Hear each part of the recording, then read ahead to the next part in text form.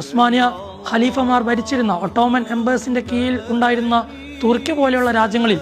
അവർ തിരുനബി സല്ലല്ലാഹു അലൈഹി വസല്ലമ തങ്ങളുടെ പേര് ഉച്ചരിക്കുമ്പോൾ തന്നെ, മുഹമ്മദ് നബി സല്ലല്ലാഹു അലൈഹി വസല്ലമ തങ്ങൾ എന്ന നാമം ഉച്ചരിക്കുമ്പോൾ തന്നെ അവരുടെ വലത് കരം തൻ്റെ ഹൃദയത്തിലേക്ക് ചേർത്തുകൊണ്ട്, ഇടതുഭാഗത്തുള്ള തൻ്റെ ഹൃദയത്തിലേക്ക് ചേർത്തുകൊണ്ട്, മുഖം ഒരൽപ്പം ഇടതുഭാഗത്തേക്ക് തല ചേർത്തുകൊണ്ട് സല്ലല്ലാഹു അലൈഹി വസല്ലം എന്ന് പറയുന്ന ഒരു പ്രവണത നമുക്ക് കാണാൻ കഴിയും. ഈ കഴിഞ്ഞ യാത്രയിൽ, തുർക്കിയിലേക്കുള്ള യാത്രയിൽ ഇങ്ങനെ നിരന്തരം ലക്ഷബന്ധികളോടും മറ്റു ജനങ്ങളോടും ഇങ്ങനെ സംസാരിക്കുമ്പോഴൊക്കെ നബി സല്ലല്ലാഹു അലൈഹി വസല്ലമ തങ്ങളുടെ പേര് ഉച്ചരിക്കുമ്പോൾ തന്നെ അവർ അവരുടെ വലതുകരം ഇടത് നെഞ്ചിലേക്ക് ചേർത്ത് തലതാഴ്ത്തി സ്വലാത്ത് ചൊല്ലുന്നതിൻ്റെ കാരണം എന്തെന്ന് ചോദിച്ചപ്പോൾ അവർ പറഞ്ഞു, നബി സല്ലല്ലാഹു അലൈഹി വസല്ലമ തങ്ങൾ എന്നുള്ള ഒരു നാമം, ആ ഒരു വികാരം ഓരോ മുഅ്മിനിനും ആ പേര് കേൾക്കുമ്പോൾ,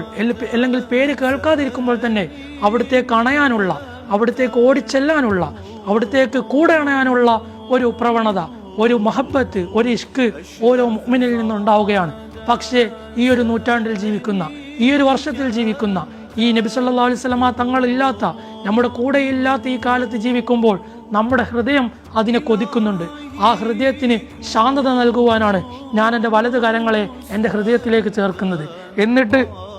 സമാധാനത്തിൻ്റെ ഒരു ദൃഷ്ടിയാണ് ഞാൻ എൻ്റെ ഹൃദയത്തിലേക്ക് നൽകിയിട്ട് സല്ലല്ലാഹു അലൈഹി വസല്ലം എന്ന് പറയുന്നത് എന്ന് ഒരു തുർക്കിക്കാരൻ ഞങ്ങൾക്ക് മറുപടി നൽകുകയുണ്ടായി.